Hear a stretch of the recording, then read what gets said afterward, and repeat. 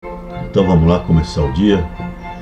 Começar o dia com Vivaldi ao fundo e com a palavra, com a lição do livro edificante, do livro que traz a boa reflexão, que vai nos falar de amor, de união e também das tentações. Olha, estou falando aqui de luz. Então vamos lá, lição 39, o poder das trevas. Rapaz, centralizando sua palestra no estudo das tentações, contou Jesus sorridente.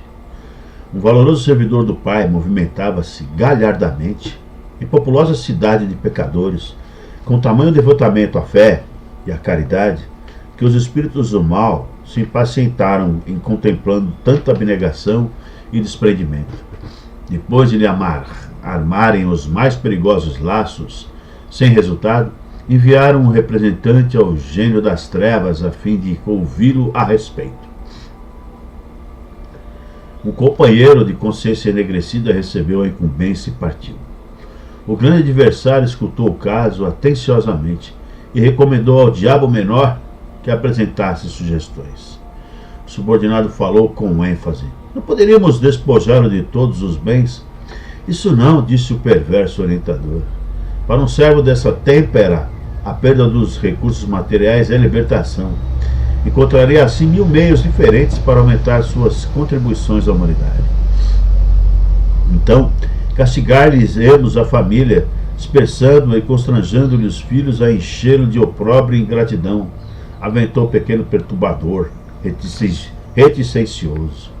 O perseguidor maior, no entanto, emitiu gargalhada franca e objetou: não vês que deste modo se integraria facilmente com a família total, que é a multidão?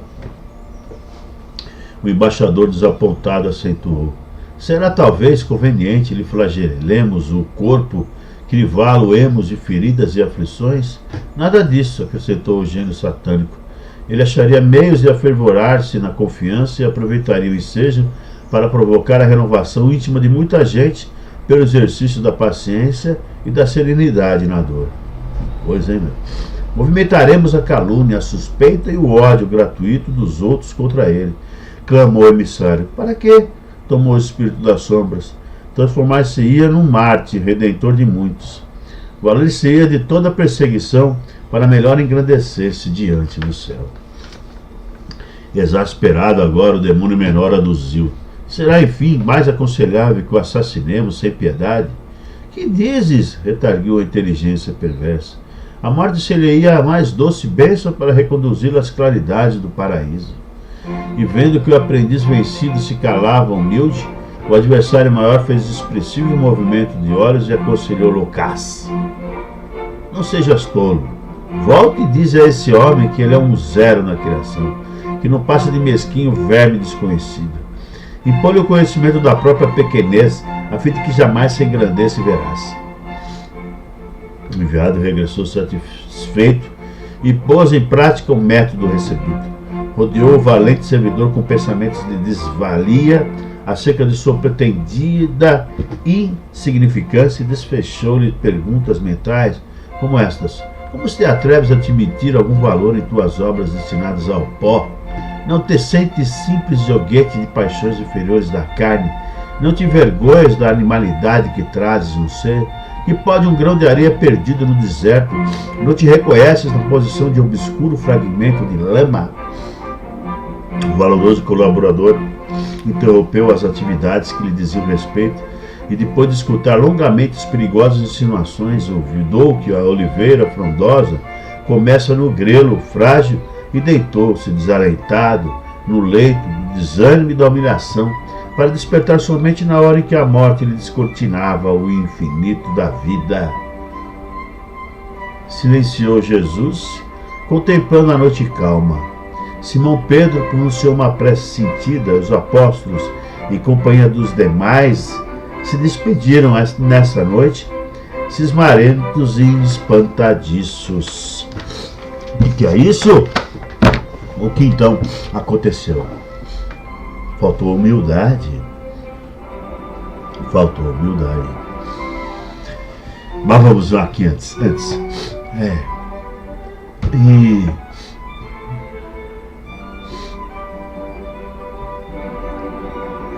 uma boa reflexão.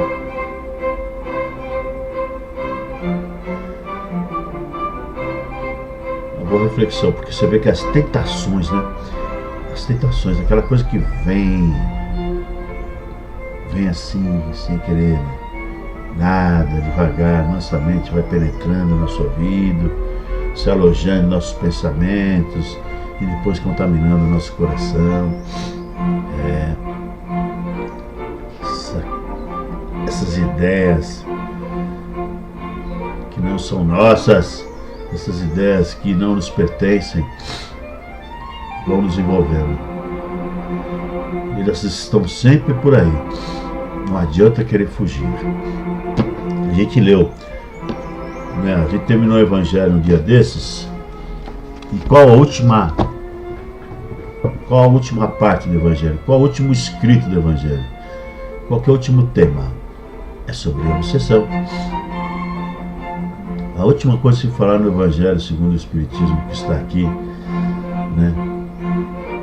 Se fala de obsessão como um flagelo. Você acha que foi colocado por acaso esse tema no último capítulo, última página, último parágrafo do Evangelho? Não foi colocado por acaso. É porque ali realmente está colocado o que mais nos aflige ultimamente, né? O que mais tem trazido discórdia entre nós sem a gente perceber. Então a gente tem que tomar cuidado. E a humildade. Chico Xavier, nossa, saudade do Chico Xavier, porque ele fazia tanto, né? Tanto bem para tantas pessoas. E aí você esperando, e aí, Chico, e você? Eu sou um verme rastejante, eu sou nada, sou um simples instrumento. Quem sou eu, né? Sempre com esse discurso humilde daquele aprendiz que ainda está muito aquém realmente da verdadeira luz. Enfim, uma humildade tremenda, que é o que devemos ter sempre, porque a esse tipo de ideia, esse tipo de assédio, esse tipo de influência externa, espiritual, não vai nos pegar, não vai colar,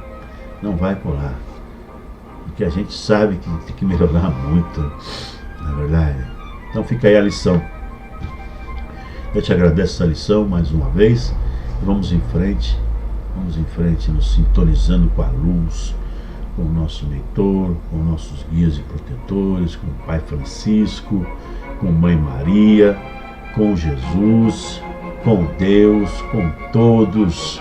Com a prece nos unimos. Pai nosso que estais nos céus, santificado seja o vosso nome.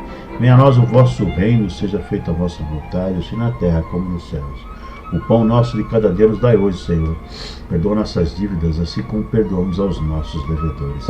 E não nos deixe, Pai, cair em tentação, mas antes nos livre de todo mal. Pois são teu reino, poder e a glória para todos sempre. Que assim seja, graças a Deus. Então vamos abrir aqui o Evangelho, em qualquer lugar, aleatoriamente.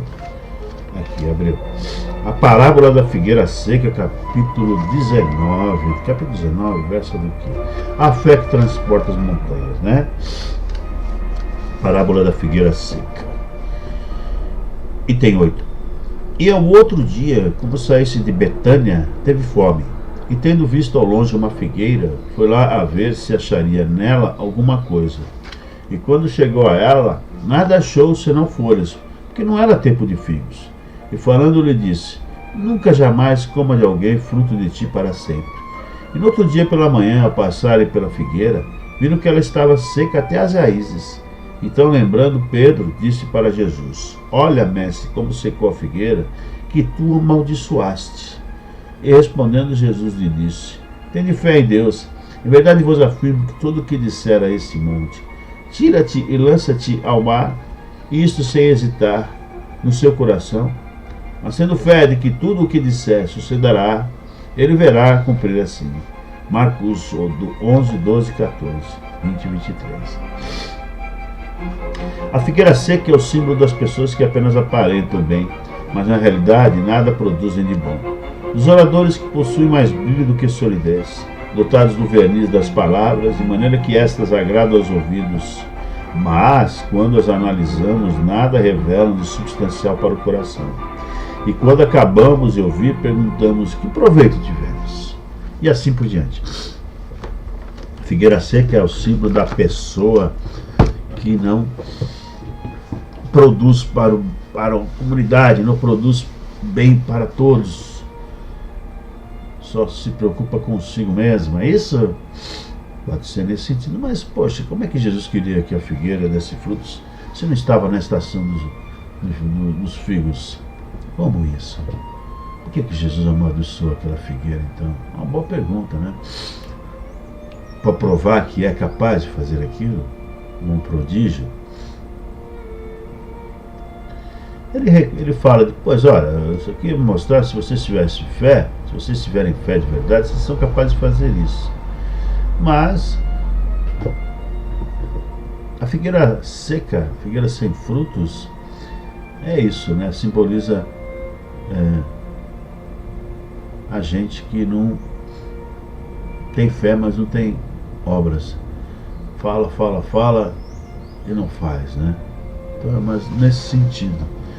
E quando ele nos diz isso, é porque existem muitas pessoas que assim procedem, né? assim fazem. Tomemos cuidado. Como Chico Xavier falou uma vez, né? Não nos foi pedido uma missão, na nossa missão aqui na Terra, escalar o Monte Everest, né? A maior montanha que existe. Não nos foi feito isso. Eu acho que se a gente resolver o nosso assunto já em casa, no trabalho, onde a gente está bom demais, aproveitando as oportunidades que aparecem, né? Não precisamos nem ir atrás delas, né? Que nos aparecem pelo caminho de ajudar e colaborar com o próximo, a gente já faz bem. Faz bem. E quando a gente estiver mais fortalecido, a gente pode ser assim, um cara que abrace mesmo, né? Seja um líder de verdade e abrace o trabalho da luz em tudo quanto é campo, porque a gente precisa, tem muita gente desamparada e precisamos de grandes líderes mesmo. Mas tudo começa na sua casa, em casa, na minha casa, na sua casa. É lá que a gente começa a resolver os nossos assuntos, né? É aqui, não é verdade? Então é assim, vamos produzir frutos de amor, solidariedade, fraternidade, braço firme, né? Para a gente ajudar o próximo. E vamos que vamos. E assim a gente encerra o nosso evangelho, vibrando muito amor, luz e força pelo bem universal, pela paz universal, paz na cova. Vibremos pelo Vale dos Suicidas, por todos que estão aí deprimidos, chorosos, desiludidos, no desamor. Vibremos. Vibremos para que a luz os envolva. Vibremos. E é isso, né? Vibremos pelos que estão presos, pelos que estão nos hospitais, pelos que vivem nas ruas, nos orfanatos, sanatórios, asilos. Vibremos por todos esses que padecem do corpo e da alma. Vibremos pelo nosso lar, nossos familiares, todos que nos rodeiam. Vibremos para que tenhamos luz, força para mais um dia, esse dia que se inicia, fazermos a coisa certa, fazermos o bem. E por fim, deixemos a grande vibração de amor e luz em aberta para que a espiritualidade possa levar a um achar melhor. Que assim seja, graças a Deus.